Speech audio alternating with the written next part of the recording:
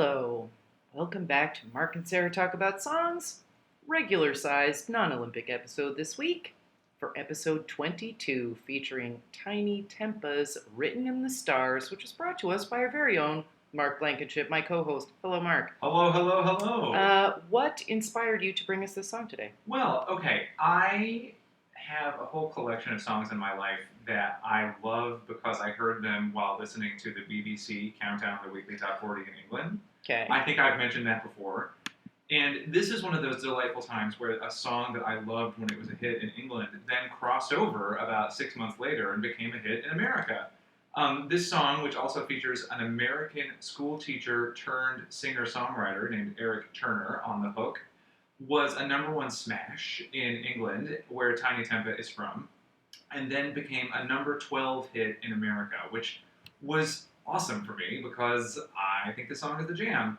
And I just, even though the song is now 6 years old, because it was a hit in America at least in 2010, I still get fired up by the insane beat and the shout-along chorus, and I'm going to now kick you to a sample of such.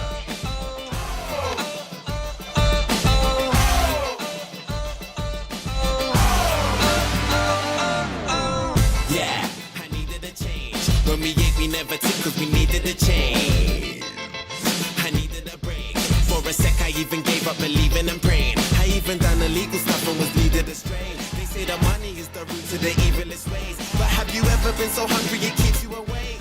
Mate, now my hunger will leave them amazed. Great, it feels like a long time coming. Bam, since the day I thought of that cunning plan. One day I had a dream, I tried to chase it, but I wasn't going nowhere. Running mad, I knew that maybe someday I would understand. Trying to change a 10 to 100 grand. Everyone's a kid that no one cares about. You just gotta keep screaming till they hear you out.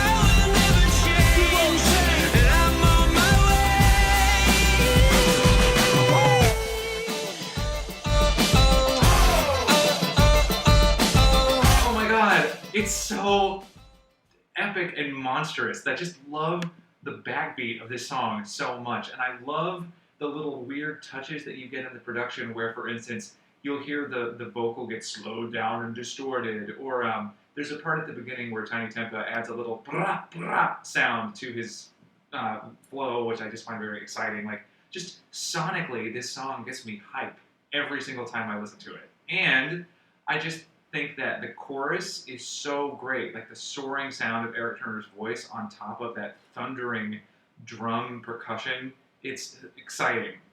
But I also really like that the lyrics of the song are about Tinie Tempah's actual life story of rising up out of poverty and trying to do something positive with his life. And I feel like obviously there are many rap songs about people who have overcome these circumstances, but very few of them are just as danceable as this or head-banging-ish as this. And the other reason I love this song, and I had never thought about it actually until I was preparing to talk about it today, is that when I hear the term rap rock, I typically think of the puerile idiocy of a band like Limp Bizkit, where they're singing songs literally called break stuff or nookie, and it's just about being the most base, violent form of a hyper-aggressive man that you can possibly be. But this song is also rap rock. It has a rock sensibility and, of course, a hip-hop sensibility at the same time. And to me, there's just something very exciting about marrying those two things in a song that clearly has not forgotten how to have a danceable, richly exciting hook and lyrics that are kind of nice to think about, which is not what I always need in a song, but the fact that they're here doesn't hurt. Sarah. Bad news. This is not for me. It was, we can't always agree. Yeah, it's true. I mean, I don't hate it, but here's the thing. I did, write down some lyrics that I liked. I think there's, I'm not sort of in a place where I'm totally turned off by it, and I don't want to hear it, or either of them, ever again. The beat is good. It is produced like the construction is correct, I guess.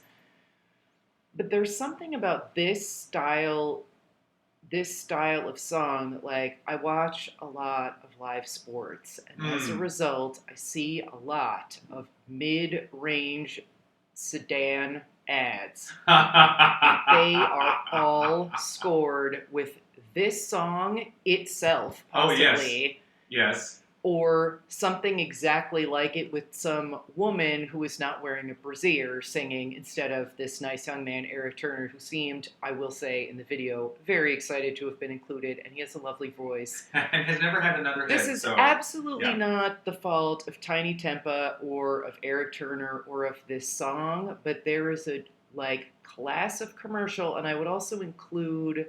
Like, if you're ever watching live TV and they advertise casino, like you see a casino ad, they're all using the same, like, and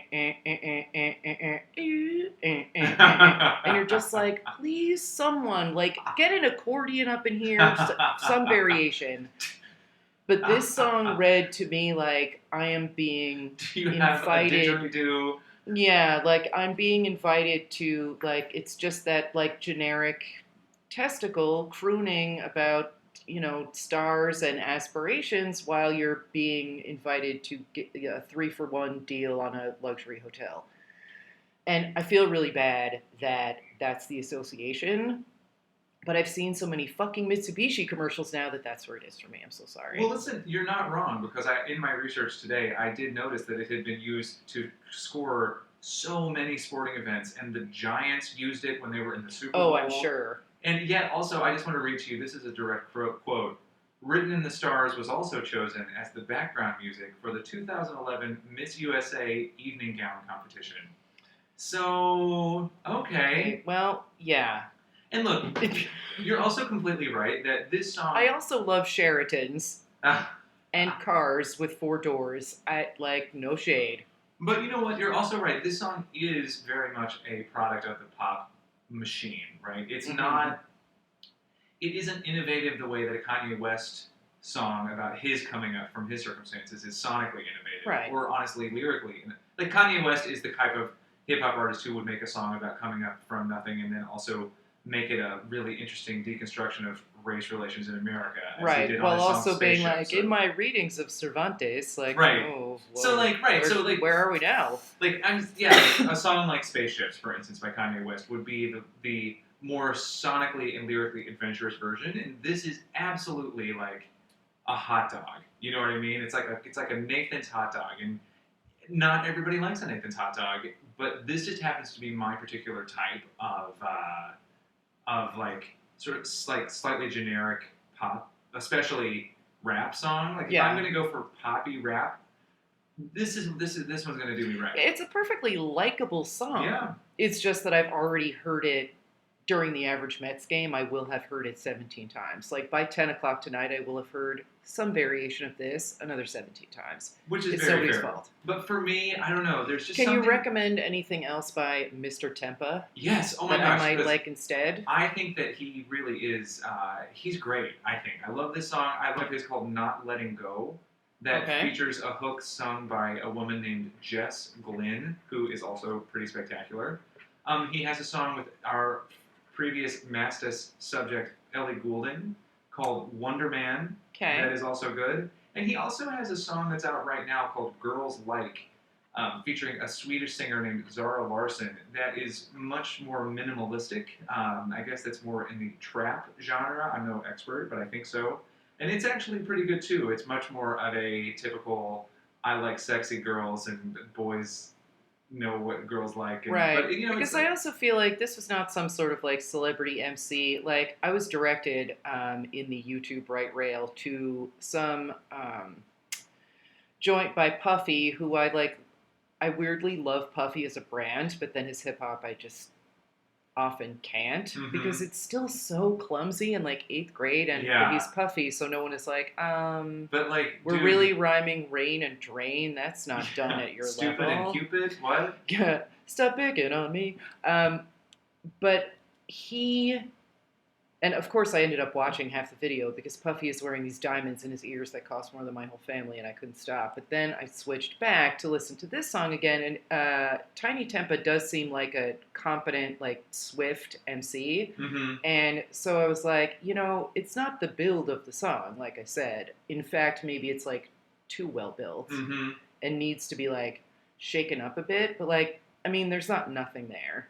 Oh, and it actually... So I'm looking forward to listening to some other stuff that's a little more like... If you want a different song that really voices. focuses on his rap ability and relies almost not at all on any kind of hook, try a song that's called Pass Out, which was his first hit in England, or at least one of his first hits. It's really good too. So, Tinie Tempah, everyone. But for those of you who like this song, I hope you enjoyed hearing it again. And it's just bringing you a little more contemporary boom. And bow. for those of you who are like me, we all need to resolve to DVR live sport and start it like 20 minutes in, and then this shit won't happen. Skip on those Masters, Mitsubishi ads. right? Oh, girl, the worst.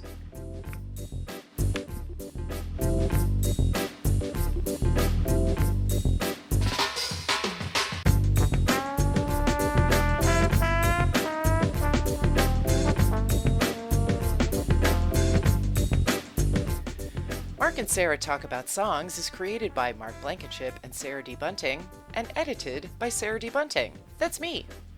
To request a song or sound off about a tune we've already discussed, you can tweet us at TalkSongs, email us at talkaboutsongs@gmail.com, or find and like us on Facebook at facebook.com/mastas.podcast. And if you'd like to buy an ad or special message for a listening loved one, we welcome you. Just email us at talkaboutsongs@gmail for all the details. Also, subscribing or leaving a glowing review on iTunes or the podcast service of your choosing helps us grow, and it makes us feel great. Until next week, I'm Mark. I'm Sarah. And this is Mark and Sarah Talk About Songs. Good enough, sister? And your shit is going wrong. Hey yo, show, I got it going on. I got it going on.